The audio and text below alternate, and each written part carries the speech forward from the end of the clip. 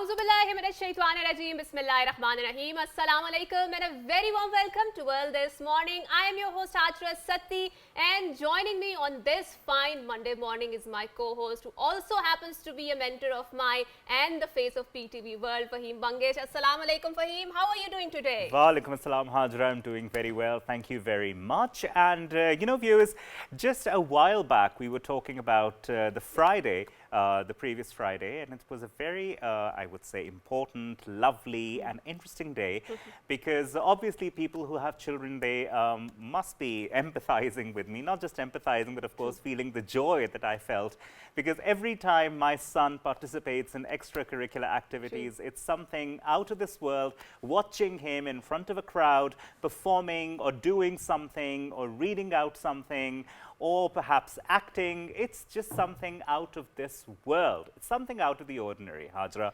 When you will have children, you will realize. Thank you so much for saying that. And obviously, we know that parent-teacher bonding is so much important. And I think as a parent, you can also understand that the bonding that you develop within the school with your child in front of the teachers, in front of your school fellows, classmates is very, very much important. And I'm really glad that school nowadays are realizing its importance and started doing all of these activities where the bond between the parents and the students and the teachers is getting more stronger. More stronger. You're very right, Hajra. And since we're talking about extracurricular activities, now these are very important in education and they play a role in polishing the talents of kids, of course, like we were talking. Now, on Friday, as I was saying, 27th of October 2023, the F10 branch of Asas International School organized an investiture ceremony as part of its tradition for the students and the parental community. And as chief guests of the occasion, we had Barrister Zafarullah Khan and we had Mr. Jamshed Sultan, who were present there and graced the occasion as the chief guest. They were warmly welcomed by the director, Dr. M. Arshad Zia, Principal Ms. Safia Jawad, and Senior Headmistress Ms. Sumaya Faisal. Also, the ceremony started with the recitation of the Holy Quran, followed by Hamd and the national anthem. Now, the young students, they mesmerized the audience with their amazing performances. The principal, of course, Ms. Safia Jawad, she emphasized the leadership roles of the students and she urged them to lead by example and serve fellow students with integrity. And of course, the director, Dr. M. Arshad Zia, he emphasized the moral and ethical values of the students and extended his heartfelt gratitude to all the parents for believing in Asas with the education and of the nurturing of their children. And towards the end, the chief guest, Mr. Jamshed Sultan, he congratulated the parents and students for the great achievement and appreciated the efforts of the entire team. That's very true, and whenever I would say the reference of the children comes up, naturally a smile comes into your face because they are the most innocent souls on this planet Earth. And on the other hand, if you see in the distress, if you see that they are not performing well, I think you can absorb a lot of energy from them in terms of the trauma that they are suffering through. Yes. And this is the trauma that the children of Gaza are suffering. It's been so many days. We are seeing constant bombardment, constant shelling, and since Friday night, Israel has also expanded the ground operations inside the Gaza Strip, which is populated heavily by the civilian population, and we've seen the constant damage, constant bombardment, because Palestinians Health Ministry says more than 8,000 Palestinians have been killed by Israel's relentless bombardments. Half of them were children. UN Secretary General Antonio Guterres warns that the situation in Gaza is declining rapidly as he repeated desperate appeals for a ceasefire to end the nightmare of bloodshed. And we've seen that across the world there have been rallies that are taking place. On visuals, we can see President Erdogan is also addressing a huge rally where people in Istanbul, and not just the Istanbulites, but also foreigners also visited that rally in solidarity with what is happening in Gaza. against the Israel to record their protests and make sure that their voices are heard. And I think Hajra, we saw such a huge mass protest in New Yes. York, in London, That's true. in Ireland, in different parts of the True. world where people were coming out of their houses. Because you see, today we live in a world which is really apathetic. You really don't feel for the world, That's true, right? that's Or the others. But now the situation is so dire that people all over the world are getting out of their houses just to show solidarity and just to protest against whatever this homicide which is happening and genocide which is happening in Gaza Strip. That's true, and I think public opinion does make a difference. So please go out and record your protest, because what is happening there is against the humanity, is against any international norms. Now, And of course, Hajra, you know, I was wondering, I was talking to someone the other day, and I was asked, you know, what is the first thing that you notice when you see someone for the very first time? Well, for me, obviously, it's something else, but for the general public, I noticed the language. But for general public, he told me, because he was a psychiatrist, he told me that it's usually the way a person dresses, the way a person carries himself. I was quite taken aback by that, because I never knew that, because I usually, you know, look at the language or Yes, hear the language. yes, I have yes. different ears, right? and he makes sure that everyone minds the language. That's a very symbolic representation of that. And people who have been watching PTV World, they know that the Fahim was used to do an amazing show called Mind the Language, and it was all about the English language. But obviously now, coming back to our conversation, when Fahim pointed out that the first thing that one notices when one enters into the room is how that person is carrying himself or herself, right? So we will discuss more about it. I mean, nowadays, because we're living in a very materialistic world, so does the dressing means that you have to buy expensive attire from the some expensive brands, or what does that encapsulate? Or is it about how you carry yourself, even if you're not wearing very expensive brands? Because Emma Watson said, and I really like her quote, said that you have an entire, you don't have to worry about, you know, how you dress up and what sort of clothes you buy from the brands. I think you should always go with whatever fills into your pocket and whatever. And you have an entire family to feed, Yes. not a community to impress. Yes, not a community to impress. So without any further ado, we would like to introduce our guest, who happens to be an image consultant. He's been to our show multiple times, and he's always very passionately talked about what images reflects, especially in our society. So we are very glad that we have been joined by Hamid Saeed Saab. Assalamu alaikum, sir, and thank you so much. Thank you for having me on the show again. I would say, Saab, first of all, welcome from my side too. Yes. And it's for the first time that I'm watching you and seeing you and meeting you in person. So I would definitely like to grab this idea and understand this idea, because obviously when a person walks into a room, right, the first thing, like the person I was referring to is a psychiatrist, right?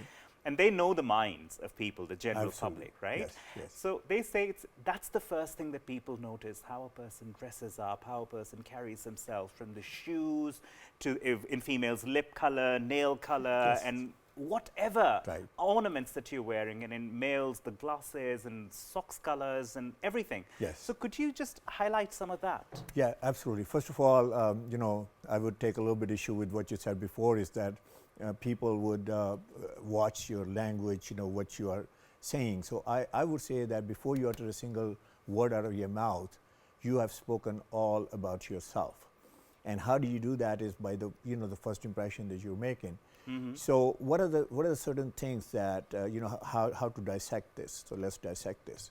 So when you see a person, there are a few things that you notice about him or her.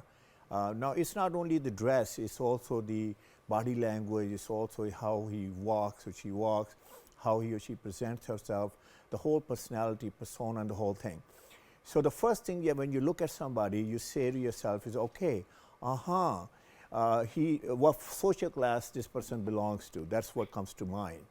And now, you know, it's not like a very, you know, thoughtful, like, you know, way of seeing it. It just comes to your mind. So you look at somebody and say, so he's like probably he or she is from affluent segment of the society. Just the way they look, just the way they present themselves. And like I said, it's the whole top to bottom, the whole image. Yeah. So what does that mean? It means that, you know, you resonate with that, whatever, you know, he or she's wearing. And the second thing is you say, you know, it's not affluent, but maybe upper class, middle class, or whatever the segment that you belong to.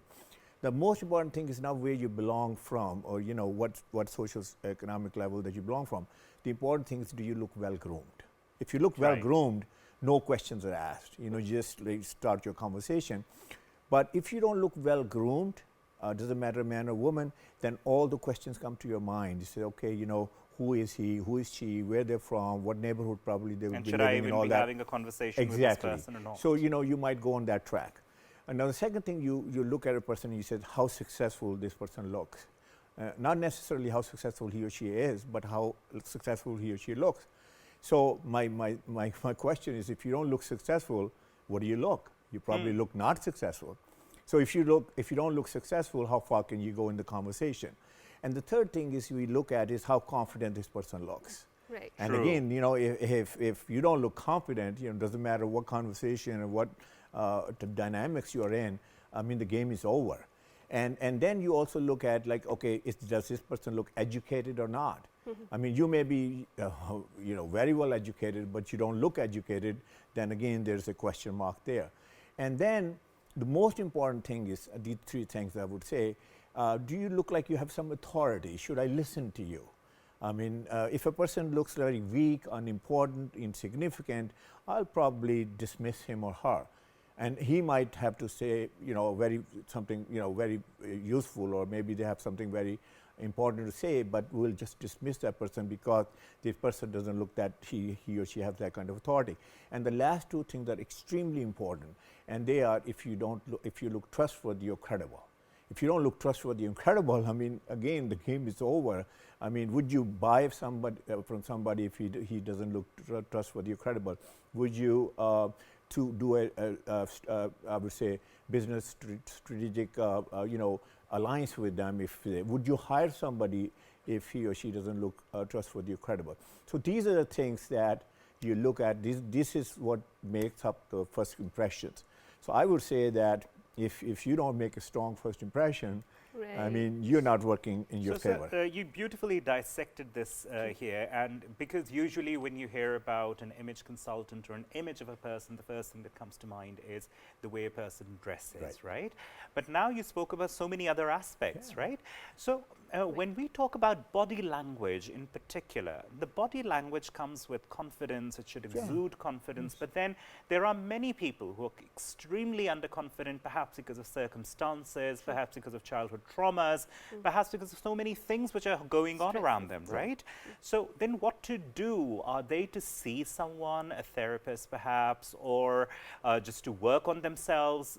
Because, you know, to work in a society, to survive in a society, you have to exude that level of confidence. Now, I have done research for the last 25 years. I'm in this business, and I've done research on how to look confident and how to have that confidence. Now, confidence comes with only two things. I mean, I haven't heard the third thing yet. I mean, when I hear that, probably I will agree to that as well. But two things which gives you confidence is, number one, is your knowledge, your content, how strong you are with, you know, your expertise and all this, your core competency.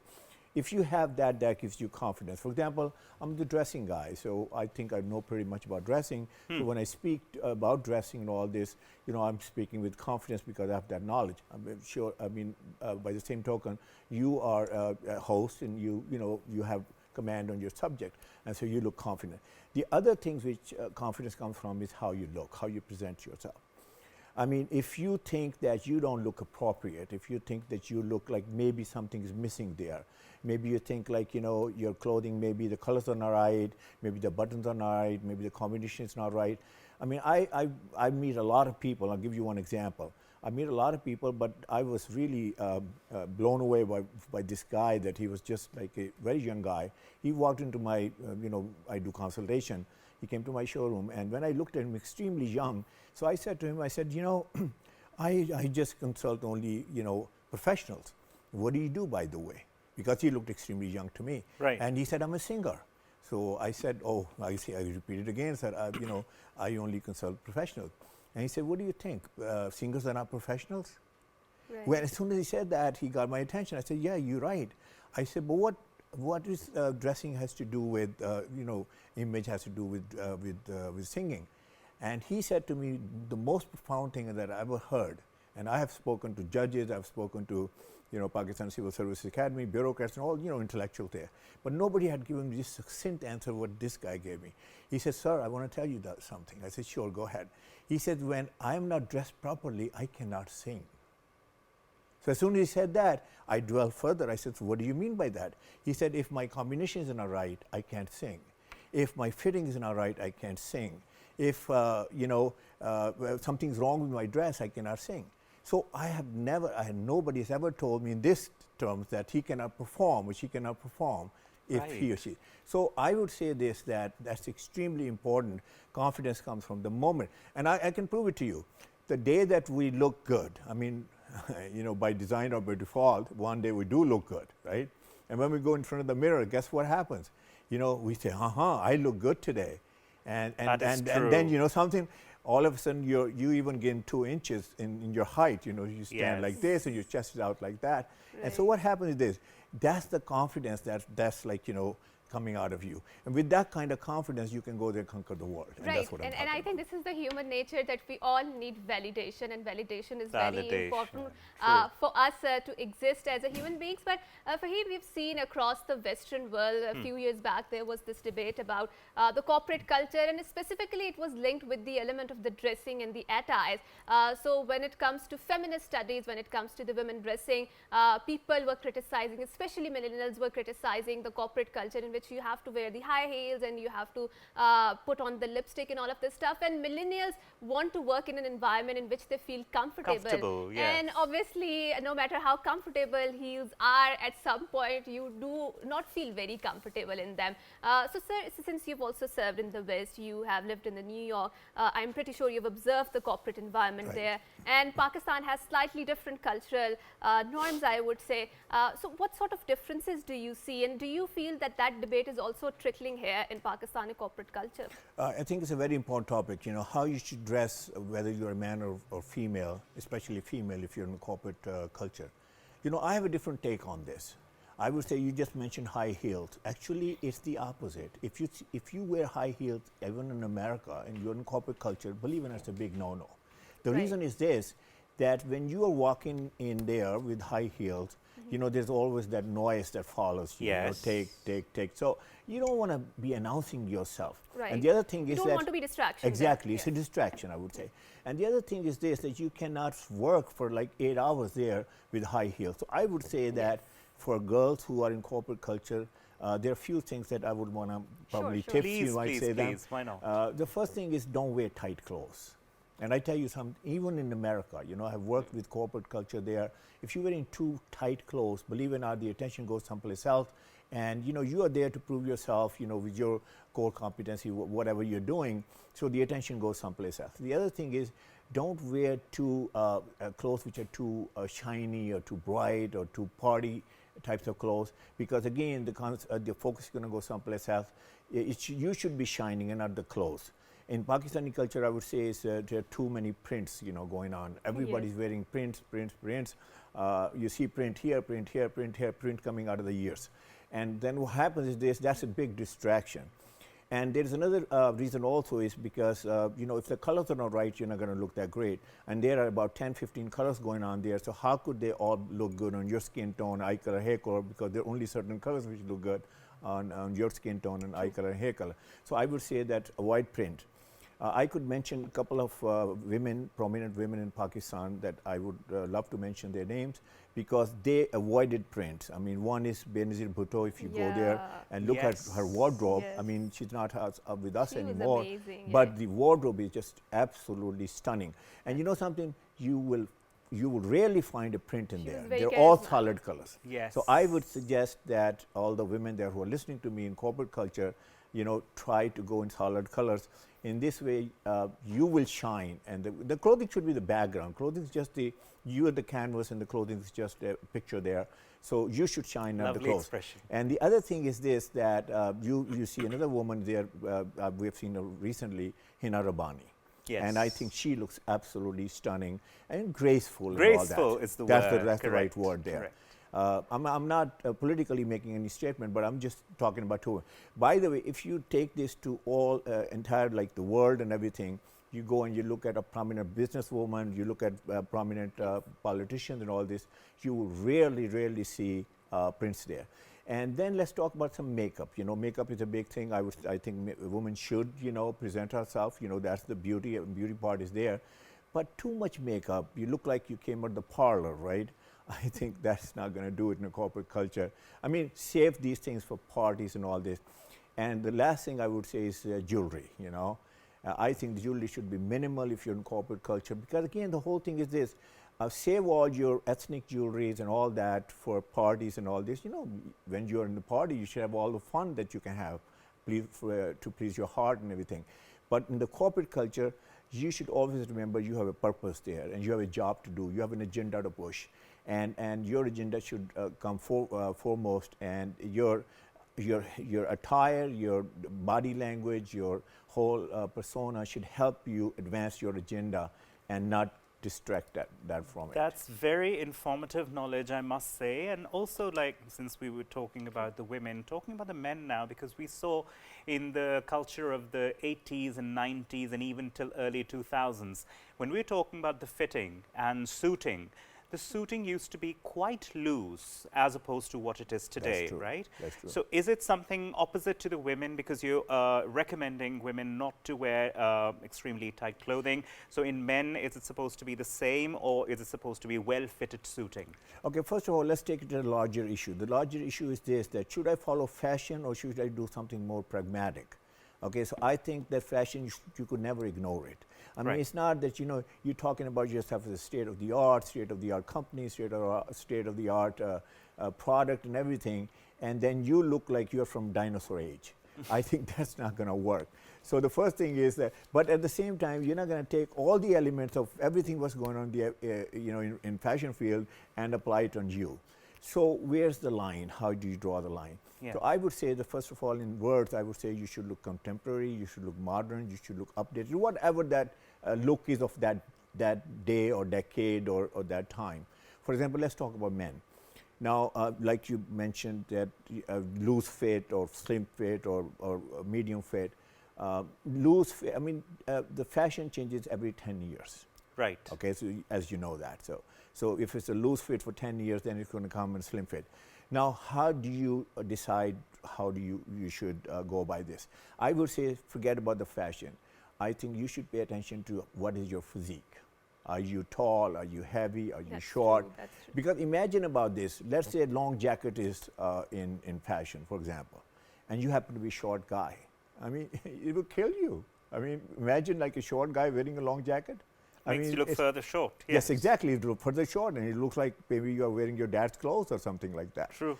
So I think you have to be very careful. Same things. Let's talk about a little heavy guy. We're not going to talk about heavy woman here, because we have to be.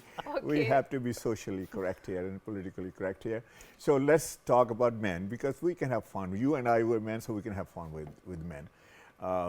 So let's say there's a heavy man, and you know there's a slim fit, which is quite popular nowadays, and it happened, by the way. A guy came to my design room and for consultation, and he said, "Sir, would you have slim fit clothes?" And I'm looking at him. His tummy's out here, his shoulders are here, hips are here. I said, "For who?" He said, "For me." I said, "You must be kidding me." So now let's take it further, and you have seen this. You have seen it so many times, okay? As soon as I'm going to mention it, you're going to start cracking up. So there's a man sitting there. He's wearing a very tight shirt, and he's sitting right in front of you. And obviously, when you sit, the shirt gets even tighter. Yeah, and then all of a sudden, you start seeing a gap between the two buttons, right where the belly button is. And then, if ladies especially, and they close their eyes, they say, "I hope that he's wearing some undershirt there, I hope that I don't see his stomach, So then finally you see, and you open your eyes, oh, thank God he's wearing, undershirt. And then you start thinking about, I wish he's wearing a clean undershirt, at least I should see it. Or if he's not wearing undershirt at all, bunyan jise kehte hain Pakistan mein, then what happens is, what you see is, you see a skin there, you see his stomach, and then on that, you see terrible thing. So what kind of look is that? It's pathetic. And he's probably, way big up there in his title and all that. So these are things that I think you should avoid. Right, right. Thank And you. yeah, the last thing I Sure. will mention is that Yeah. if you're very skinny, you know, I used to be skinny myself, you know, like an electric pole, you know, I would say 6'3" and very, you know, slim.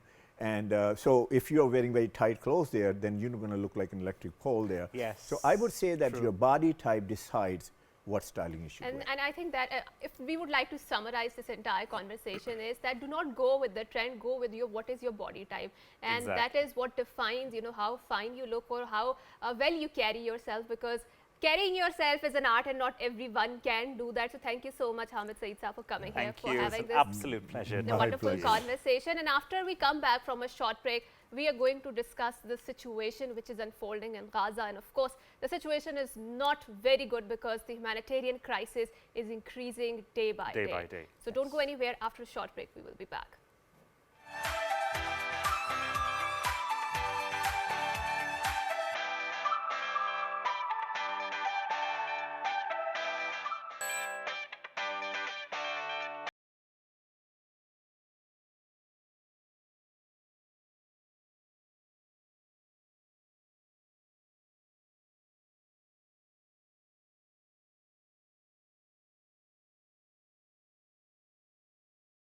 Welcome back to World This Morning with Hajat Satti and Fahim Bangish, and we were having quite a productive conversation before the break as far as how to dress up, the body language and everything about it, about the image of a person. And now the second segment is again a very concerning one and something that requires a lot of debate, requires a lot of discussion. And of course we know what is happening in Palestine, we know what's happening in the Gaza Strip, we know the continuous aggression by the people of Israel, the government of Israel, and we know what the exact tragedy that is occurring in the Gaza Strip, be it in the form of women, children, hospital bombings, school bombings. We know so many of the children have been bombed to death. So many have died under the rubble. So many families have been torn apart. Well, to talk about that and the role of the Muslim Ummah, what role is basically the Muslim Ummah playing in the whole scenario, in the whole fiasco that's going on in the Gaza Strip. Of course, we have Mr. Imran Sandhu Saab, he's a religious scholar. Imran Saab, assalamu alaikum and welcome to PTV World. Walaikum salam wa rahmatullahi wa barakatuh. It's a pleasure to have you. Imran Saab, we know the atrocities by Israel in the Gaza Strip. We know what's going on since a long time now, I must say, because even considering myself being present over there, imagining myself in such a situation, I can't really. I can't empathize because I haven't been there. Is it the same problem with the whole Muslim Ummah? Is it that they cannot empathize with the people of Gaza? Is it that they cannot take any step towards helping the people of Gaza? Or is it that there is just lack of unity in the Muslim Ummah? Nahmaduhu wa nusalli wa nusallimu ala rasulihil kareem. Bismillahir rahmanir rahim. Fa'auzu billahi minash shaitanir rajim. لن ترضى عنك اليهود ولا النصارى حتى تتبع ملتهم. Allah subhanahu wa ta'ala says in Quran that these Yahud and Nasara, they are not going to be enjoin you in any good thing unless or until you convert to their religion. So my answer to would, first of all, we must understand today as we speak, 8,000 lives have been lost in Gaza. True. And it is a reaction against some, you know, it's not a action or reaction that has something to do with today. The way Israel has transgressed all humanitarian laws, all human values since last 70-75 years. This is just the tip of the iceberg that we are seeing. That's true. That is true. They have never appreciated or realized. People from the Muslim world have been talking about it in United Nations, in OIC, but consider this: they have been heavily armed True. to a level where there is no match between what Palestinians have to defend themselves. They are defenseless in comparison relative to how many arms they possess. So, there is a mismatch. True. So, and this thing is happening in this modern era, where human rights values are agreed upon. Yes. Everybody says in the United Nations, everybody agrees upon a human rights commission. So, where are these human rights organizations talking of today? Why is Israel not talking about a ceasefire at the moment? Haven't they, I would say, drank blood of human beings, 8,000 human beings? True. Isn't are they some kinds of Draculas or what? They're killing people day and night, and nobody is talking about it. As far as Muslim world is concerned, as well as our country's position is concerned, we do not recognize Israel as a state, and rightly so now. That's true. It's not a state. True. This is a heavily colonial enterprise. Yes. Yeah, this is a heavily armed colonial power that is Committing genocide. oppressing Yes. humanity and genocide, and it was rightly understood by Qaeda Muhammad Ali Jinnah that we would not recognize Israel unless or until there is a two-state Solution to it. Yes. And this rightly was conceived by the state of Pakistan and state of other Muslim states. Now, why this problem is not resolved? Is not resolving because there is a disbalance of power.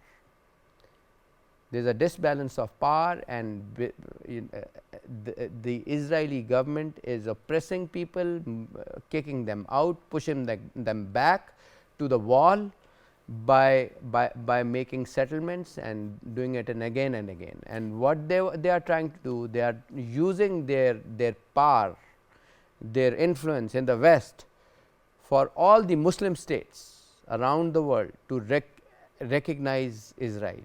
So, it could be an action and reaction situation. Right. So, sir, we've seen that back in 1973 when there was an Arab-Israel war, we've seen that there was a very strong reaction from the entire Muslim Ummah, in which Pakistan also participated, and they were very forceful in telling that to Israel that Palestinians are our brethren, they are our brothers, and do not cross the red line. But now fast forward it to 21st century, to 2023 particularly, to borrow a term, I would say, for the lack of better term, we see a very lackluster response from the Muslim Ummah. I mean, the OIC meeting was called after so many days, and that was to a formality. Exactly. That was happening there, and we don't see, and obviously OIC has 54 Muslim member states, and that's constitute, I think, 1/4 of the world population in that sense. But we don't see that sort of a response, which is reduced to moral condemnation, which is reduced to summits being held, and we don't see the response that should come from the Muslim Ummah in a more traditional prophetic sense, when Holy Prophet Hazrat Muhammad sallallahu alaihi wasallam says that Muslim Ummah is like a body. If one part of the body is paining the entire, you can feel the hurt or the ache in the entire body, right? So, do you think that there is a moral degeneration in such a manner that we are not feeling the pain of what is happening in Gaza? And to add on to that, we do see people talking on social media, typing on social media, sharing pictures and videos on social media. What about, like Hajra asked, practical implementation, sir? On one side, there is a power, as I said, that is armed to the teeth. Yes. And on With the other dollars. side, they are just people with bullets in hand, maybe stones in their hands. True. So, definitely there is no balance over there, and to balance that thing, Muslim Ummah has to get on one page, and unfortunately OIC is just OIC. They only see and they talk and they go back to their homes. So, this is so unfortunate. Although Prophet, peace be upon him, sallallahu alaihi wasallam, has said you are like one body. If there is ache in one part of the body, whole body gets the pain of that. So, but it's you know, but there is no practical steps taken. You know, one side there is a heavily armed military, and on the other side they are not even being allowed to take food. Food and humanitarian aid. You know, they are bombing hospitals. Refugee camps. The Israeli leader, I would say, the Israeli mob leader Netanyahu, I would not even call him a prime minister. Warlord. Yeah, a warlord, I would Yeah. say.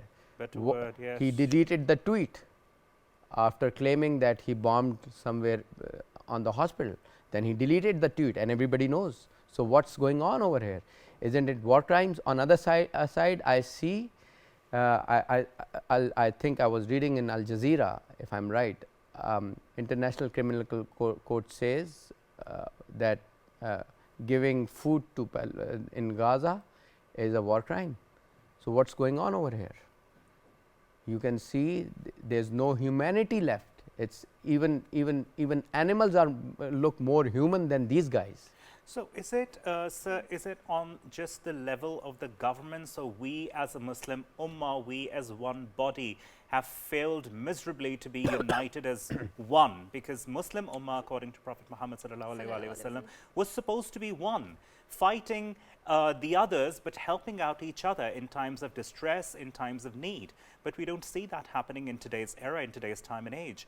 We see Muslims fighting amongst themselves for power, for money, for areas, for territories, but we don't see them fighting the outsiders who want to invade the Muslim world, who want to invade their precious and holy places. We don't see that happening. And I would also like to add one point here. Thank you so much, Fahim, for pointing it out there, that there is such an intellectual lethargy and retardation going on within the Muslim world, that we are operating in a Westphalian system, we are operating in a capitalist economy, our forces are organized according to the Clausewitzian principles. So, this entire domination of the Western-led liberal order inside the Muslim Ummah, and I think this is the high time that we take back the reins of our Islamic order, which was given by Holy Prophet Hazrat Muhammad sallallahu alaihi wasallam back in 1400 years ago. And I think he truly established I would say a global, a metropolitan capital in Makkah and Medina, and we saw that how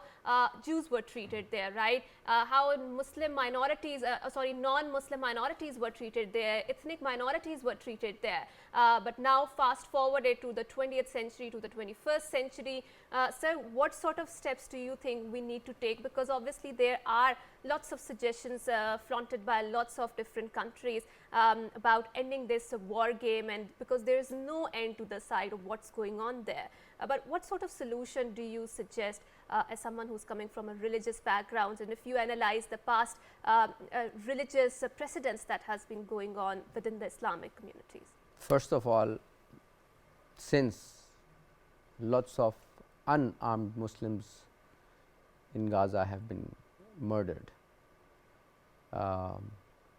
and there's a armed conflict going on over there. So, I would sincerely advise all the Muslim leaders to come together and take practical steps to send an army over there, a Muslim army over there, to stop Israel from killing Muslims.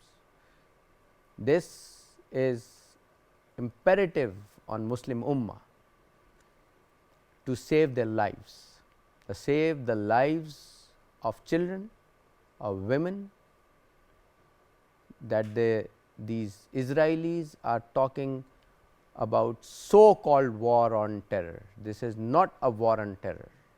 No, not at all. If you are killing civilians in order to kill a few terrorists that you want, look at the percentage of civilians been killed, 8,000 people have been killed. Can they claim that all 8,000 are terrorists? Never. So, Muslim Ummah should get together to stop Israel. If not, they don't come to the talking table, it should be done by force. Because obviously when you talk to them, they will always call it a collateral damage, and whenever there is war, there is collateral damage. This is something that's understood. This is the rationale which is being given by them. Because also I was talking to one of my friends, he's lived in the US for quite a while, and he said that so many of my Jew friends, so many of my Christian friends, they're all condemning what's going on in the Gaza Strip, because they say on a humanitarian level, not on a religious level, on a basic humanitarian level, this is something which is totally wrong and unacceptable to a sane mind. Whatever Israel is doing, Yes. whatever Israel is doing, it shows that Hamas is now not a terrorist organization.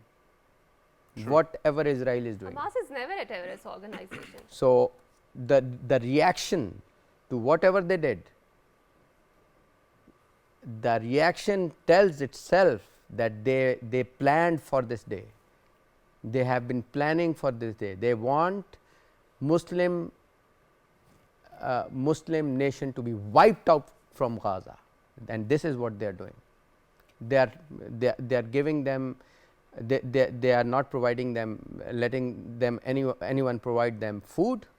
They want to starve them to hunger. They are killing them.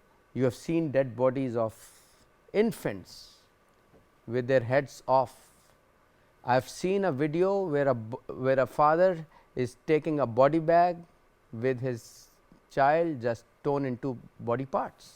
Oh my God. So, these are so graphic images, I don't have the courage to even watch those. That's true. They're so heart-wrenching. He was describing it, Hajra, and I got goosebumps all over, because this is something really heartening and concerning. And I think this is high time that the Muslim Ummah should wake up from their slumber, deep slumber from in the intellectual world, in the armed world. Overall, in every sphere of life, we need to wake up and stand up to wherever the forces like Israel are crossing lines, transgressing limits, oppressing people, killing people mercilessly. We need to wake up. And I think the only consolation that stands out in this entire scenario is that Allah Almighty, the Rabb, is watching it out. And there's this one hadith that I would like to quote here, in which Holy Prophet Hazrat Muhammad sallallahu alaihi wasallam said that the Khilafat was obviously established by him in Makkah, and then it transferred to Medina. And then from Medina, he mentioned and he talked about it will go towards the Iraq, and from Iraq to Damascus, and then from Damascus to Constantinople, and from Constantinople it will go back to the Jerusalem. And I think till Constantinople we have seen that Khilafat was there, but the only hope that stands out is that one day a just and a balanced system will be established in the Jerusalem, and we will see once again that the forces of goodness, forces of Allah Almighty will come back and establish the order of Allah subhanahu wa ta'ala, which we must need and which is much needed in today's world. Thank you so much, Sandhu Saab, for coming here and for having this wonderful conversation. And let's hope and pray that people of Gaza do get the respite which we badly need. And I would also like to reiterate this message from the team of PTV World that please contribute towards the aid, because there are different aid organizations who are working for the humanitarian relief, and in whichever capacity you can do, please go and raise your voices for the people of